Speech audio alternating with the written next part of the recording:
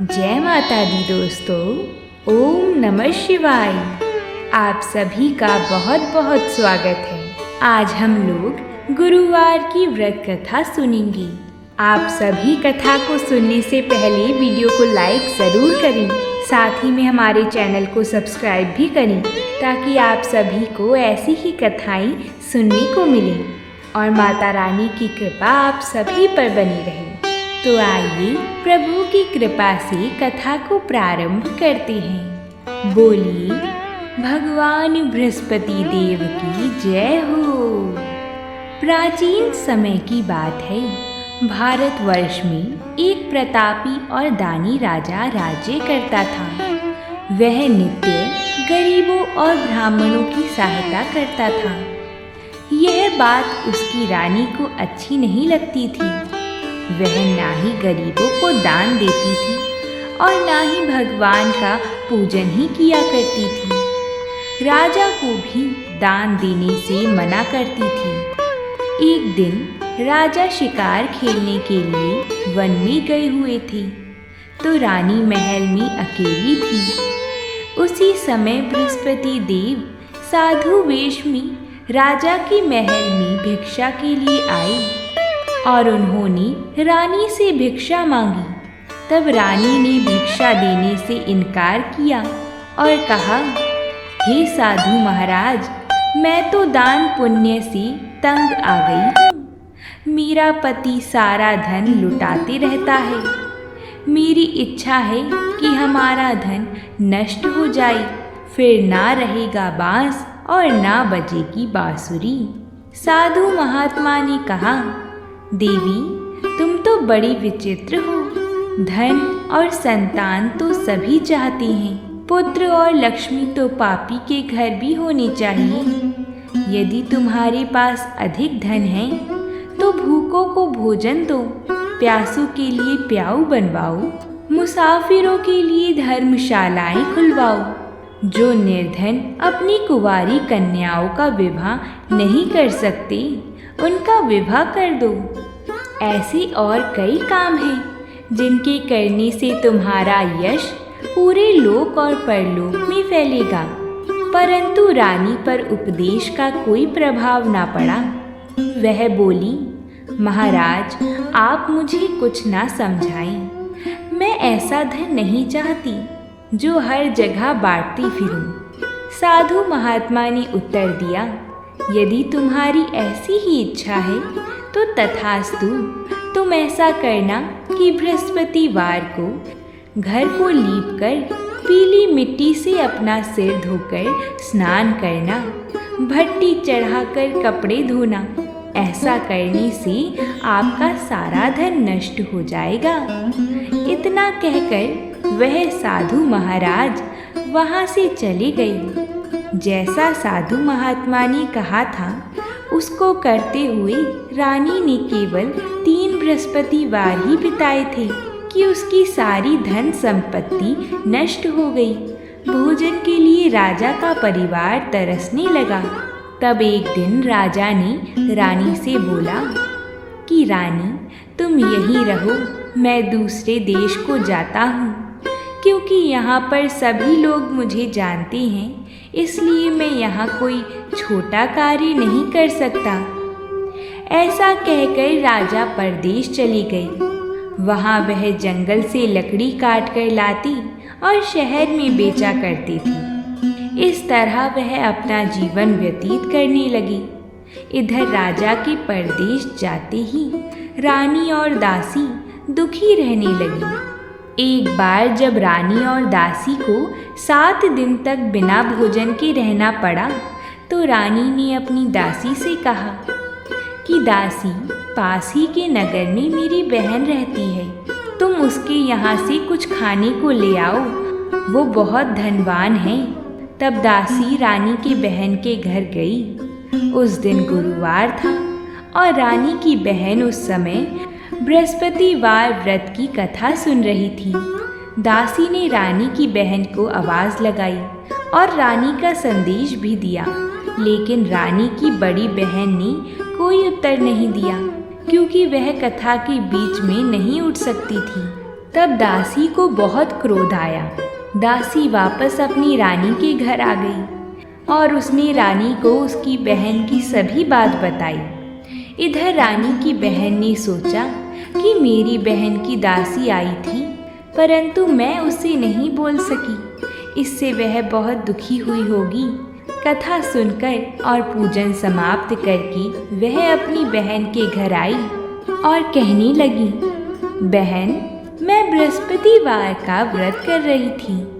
तुम्हारी दासी मेरे घर आई थी, परंतु जब तक कथा होती है तब तक ना तो उठते हैं और ना ही बोलते हैं, इसलिए मैं नहीं बोली। कहो दासी, क्यों गई थी? रानी बोली, बहन, तुमसे क्या छिपाऊं? हमारे घर में खाने तक को अनाज नहीं था।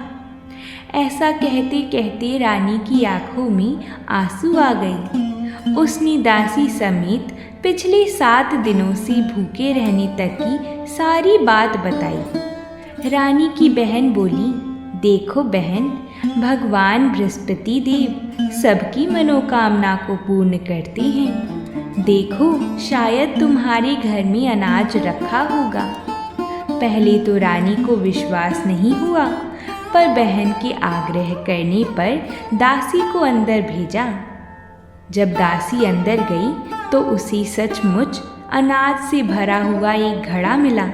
यह देखकर दासी को बड़ी हैरानी हुई। दासी रानी से कहने लगी, रानी साहब, जब हमको भोजन नहीं मिलता तो हम व्रत ही तो करते हैं ना, इसलिए क्यों ना इनसे व्रत और कथा की विधि पूछ ली जाए ताकि हम भी व्रत कर सकें। तब रानी ने अपनी बहन से बृहस्पतिवार व्रत के बारे में पूछा। रानी की बहन ने बताया, बहन, बृहस्पतिवार के दिन व्रत में चने की दाल और मुनक्का से भगवान विष्णु का केले की जड़ में पूजन करें और दीपक जलाएं, व्रत कथा सुने और पीला भोजन ही करें। इससे बृहस्पति देव प्रसन्न होते हैं। व्रत और पूजन विधि बताकर रानी की बहन अपने घर को लौट आई। 7 दिन के बाद जब गुरुवार आया तो रानी और दासी ने व्रत रखा।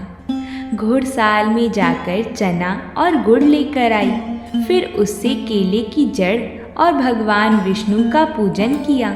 अब पीला भोजन कहाँ से आए, इस बात को लेकर दोनों बहुत दुखी थीं, क्योंकि उन्होंने व्रत रखा था, इसलिए बृहस्पति देव उनसे प्रसन्न थे। इसलिए वह एक साधारण व्यक्ति के रूप में 2 थालियों में सुंदर पीला भोजन दासी को दे गई। भोजन पाकर दासी प्रसन्न हुई और फिर रानी के साथ मिलकर ग्रहण किया। उसके बाद वह सभी गुरुवार को व्रत और पूजन करने लगी। बृहस्पति भगवान की कृपा से उनके पास फिर से धन संपत्ति आ गई। परंतु रानी फिर से पहले की तरह आलस्य करने लगी। तब दासी बोली, देखो रानी, तुम पहले भी इस प्रकार आलस्य करती थी। तुम्हें धन रखने में कष्ट होता था, इस कारण सभी धन नष्ट हो गया, और अब जब भगवान बृहस्पति देव की कृपा हुई है तो तुम्हें फिर से आलस आता है। रानी को समझाते हुए दासी कहती है कि बड़ी मुसीबतों के बाद हमने यह धन पाया है, इसलिए हमें दान पुण्य करना चाहिए, भूखे मनुष्यों को भोजन कराना चाहिए और धन को शुभ कार्यों में खर्च करना चाहिए। रानी ऐसी बात सुनकर अपना धन प्रजा के लिए खर्च करने लगी। रानी ने प्याऊ बनवाई, कुंवारी कन्याओं का विवाह करवाया और धर्मशालाएं भी बनवाईं। एक दिन रानी और दासी आपस में विचार करने लगी कि ना जाने राजा किस दशा में होंगे, उनकी कोई खोज खबर भी नहीं है। उन्होंने श्रद्धा पूर्वक गुरु बृहस्पति भगवान से प्रार्थना की कि राजा जहाँ कहीं भी हो शीघ्र वापस आ जाएं। उधर राजा परदेश में बहुत दुखी रहता था। वह प्रतिदिन जंगल से लकड़ी बीन कर लाता और उसे शहर में बेचकर अपने दुखी जीवन को बड़ी कठिनता से व्यतीत करता था। एक दिन दुखी होकर अपनी पुरानी बातों को याद करके वह रोने लगा और उदास हो गया। उसी समय राजा के पास बृहस्पति देव साधु के वेश में आकर बोले, हे लकड़हारी, तुम इस सुनसान जंगल में किस चिंता में बैठी हो, मुझे बतलाओ। यह सुनकर राजा के नेत्रों में जल भर आया। साधु की वंदना कर राजा ने अपनी संपूर्ण कहानी सुना दी। महात्मा दयालु होते हैं। वह राजा से बोले, हे राजा, तुम्हारी पत्नी ने बृहस्पति देव के प्रति अपराध किया था, जिसके कारण तुम्हारी यह दशा हुई। अब तुम चिंता मत करो, भगवान तुम्हें पहले से अधिक धन देंगी।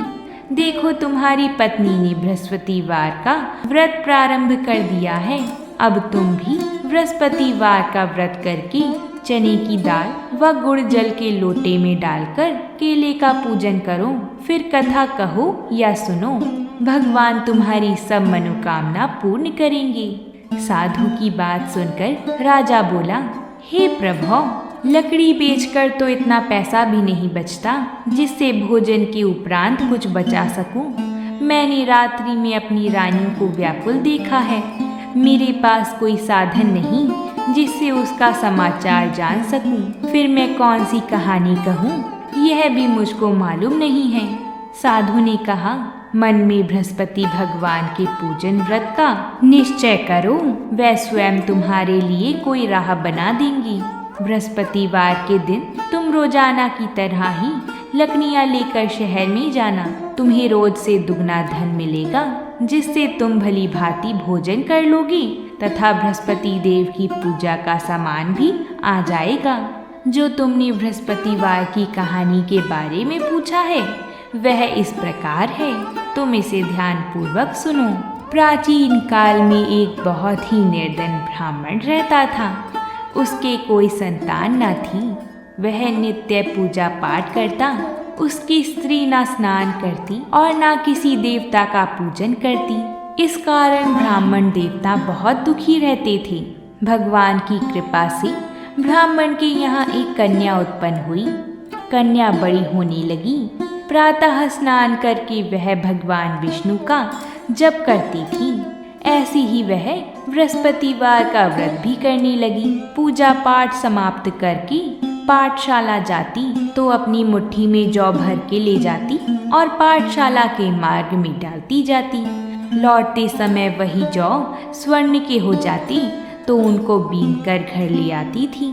एक दिन वह बालिका सूप में उन सोने के जौ को फटक कर साफ कर रही थी कि तभी उसकी माँ ने देख लिया और कहा कि हे बेटी, सोने के जौ को फटकने के लिए सोने का ही सूप होना चाहिए। दूसरे दिन गुरुवार था। कन्या ने व्रत रखा और बृहस्पति देव से सोने का सूप देने की प्रार्थना की। बृहस्पति देव ने उसकी प्रार्थना स्वीकार कर ली। रोजाना की तरह वह कन्या जौ फैलाती हुई पाठशाला से लौटकर जब वह जौ बीन रही थी तो बृहस्पति देव की कृपा से उसे सोने का सूप भी मिला। उसे वह घर ले आई और उससे जौ साफ करने लगी, परंतु उसकी माँ का वही ढंग रहा। एक दिन की बात है, कन्या सोने के सूप में जब जौ साफ कर रही थी उस समय नगर का राजकुमार वहाँ से निकला। कन्या के रूप और कार्य को देखकर वह उस पर मोहित हो गया। राजमहल आकर वह भोजन तथा जल त्याग कर उदास होकर लेट गया। राजा को जब राजकुमार की इस हालत का पता चला कि उसने अन्न जल त्याग दिया है तो राजा अपने मंत्रियों के साथ अपने पुत्र के पास गया और इस बात का कारण पूछा। राजकुमार ने राजा को उस लड़की के घर का पता भी बता दिया। मंत्री उस लड़की के घर गया। मंत्री ने ब्राह्मण के समक्ष राजा की ओर से निवेदन किया। कुछ ही दिन बाद ब्राह्मण की कन्या का विवाह राजकुमार के साथ संपन्न हो गया। कन्या के घर से जाते ही ब्राह्मण के घर में पहले की भांति गरीबी का निवास हो गया। एक दिन दुखी होकर ब्राह्मण अपनी पुत्री से मिलने गए। बेटी ने पिता की अवस्था को देखा और अपनी माँ का हाल पूछा। ब्राह्मण ने सभी हाल कह सुनाया। कन्या ने बहुत सा धन देकर अपने पिता को विदा कर दिया, लेकिन कुछ दिन बाद ही फिर वही हाल हो गया।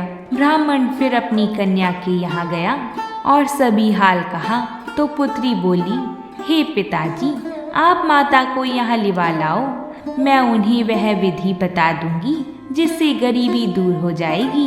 ब्राह्मण देवता अपनी स्त्री को साथ लेकर अपनी पुत्री के पास राजमहल पहुँचे तो पुत्री अपनी माँ को समझाने लगी, हे माँ देखो, तुम प्रातः काल स्नान आदि करके विष्णु भगवान का पूजन करो तो सब दरिद्रता दूर हो जाएगी।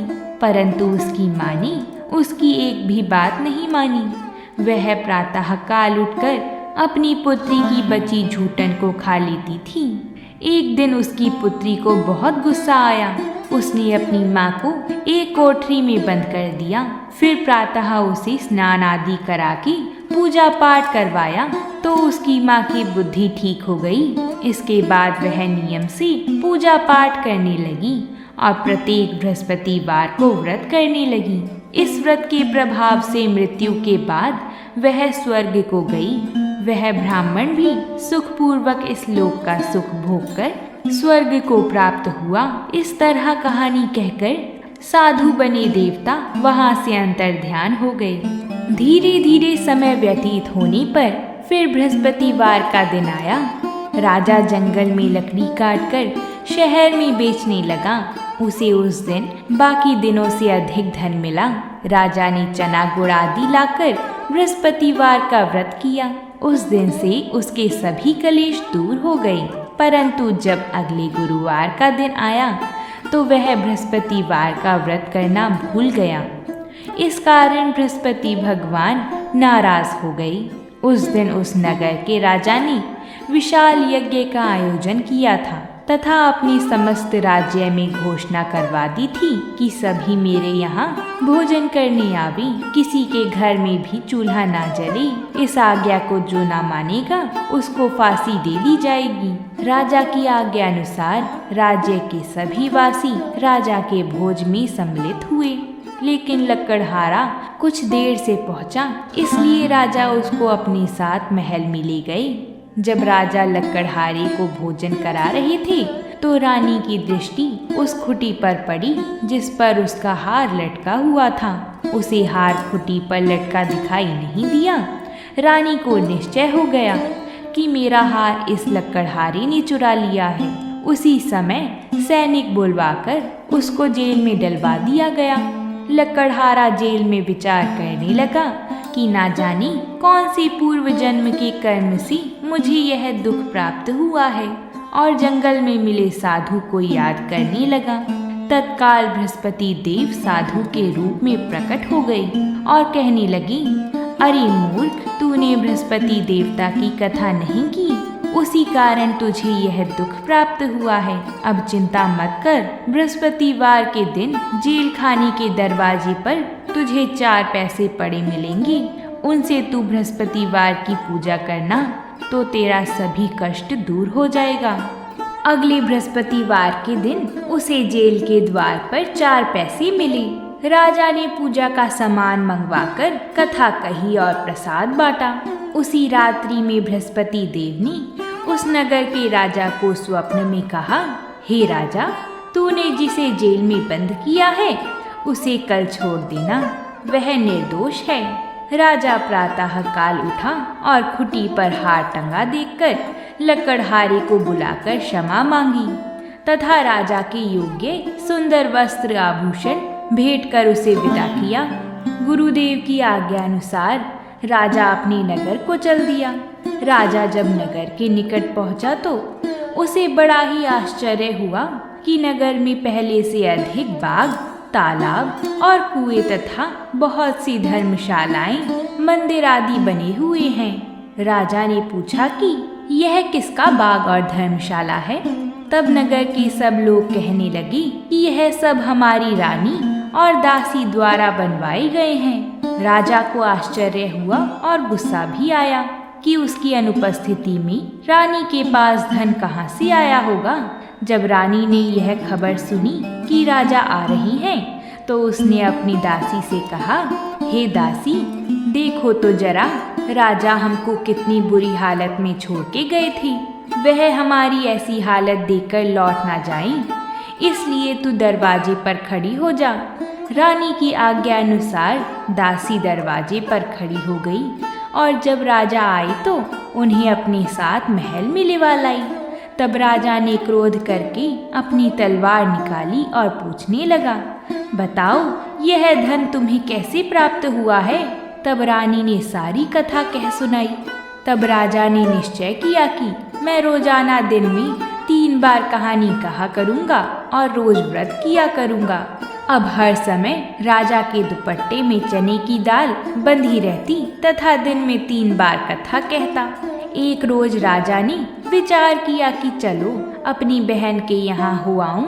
इस तरह का निश्चय कर राजा घोड़े पर सवार होकर अपनी बहन के यहाँ चल दिया। मार्ग में उसने देखा कि कुछ आदमी एक मुर्दे को लेवा जा रहे हैं। उन्हें रोककर राजा कहने लगा, अरे भाइयों, मेरी बृहस्पतिवार की कथा सुन लो।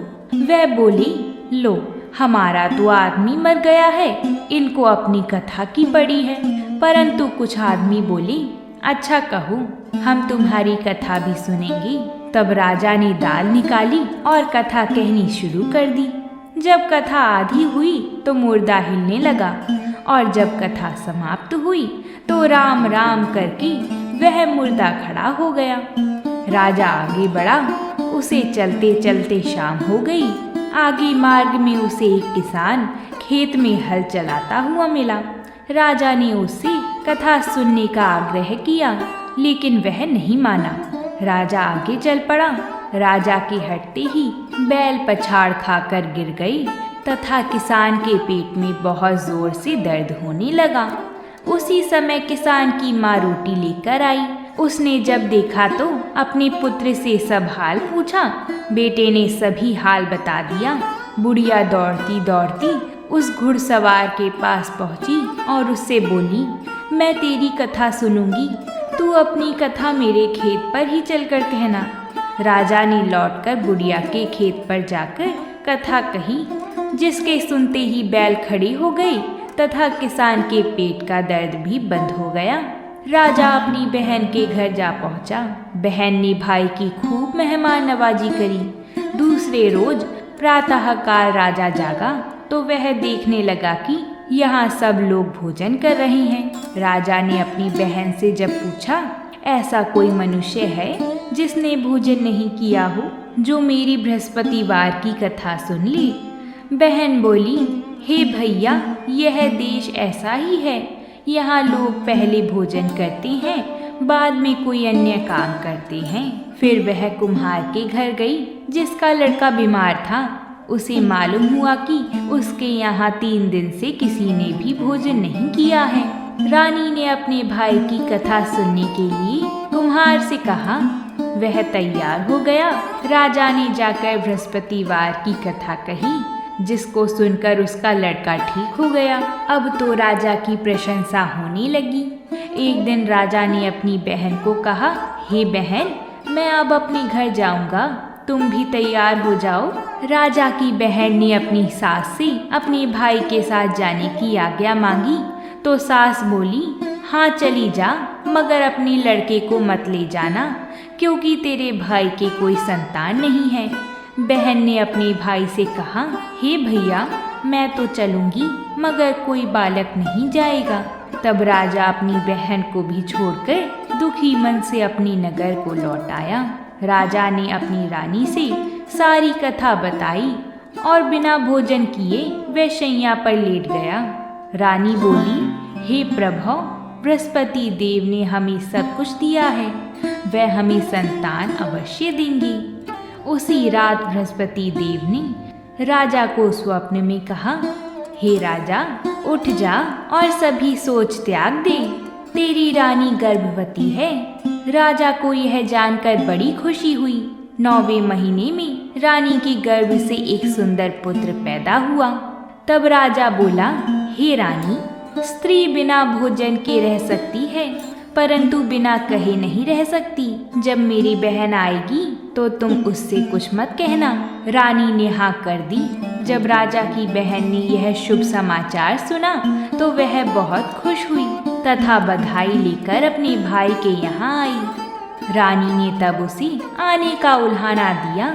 जब भाई अपने साथ ला रहे थे तब टाल गई, उनके साथ ना आई और आज अपने आप ही भागी भागी बिना बुलाए आ गई। तो राजा की बहन बोली, भाई मैं इस प्रकार ना कहती तो तुम्हारे घर औलाद कैसे होती।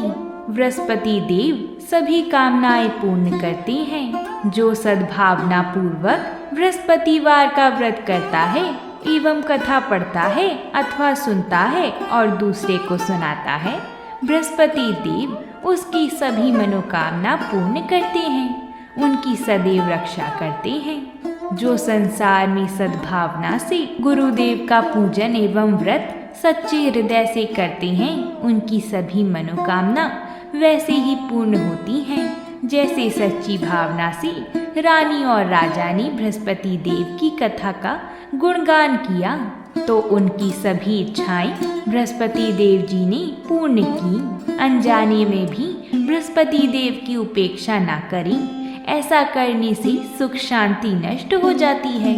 इसलिए सबको कथा सुनने के बाद प्रसाद लेकर ही जाना चाहिए। हृदय से उनका मनन करते हुए जयकारा बोलना चाहिए। बृहस्पति देव जी की जय हो। अगर आप सभी को हमारी ये कथा पसंद आई हो तो वीडियो को लाइक ज़रूर करिएगा। प्रेम से बोलिए जय माता दी।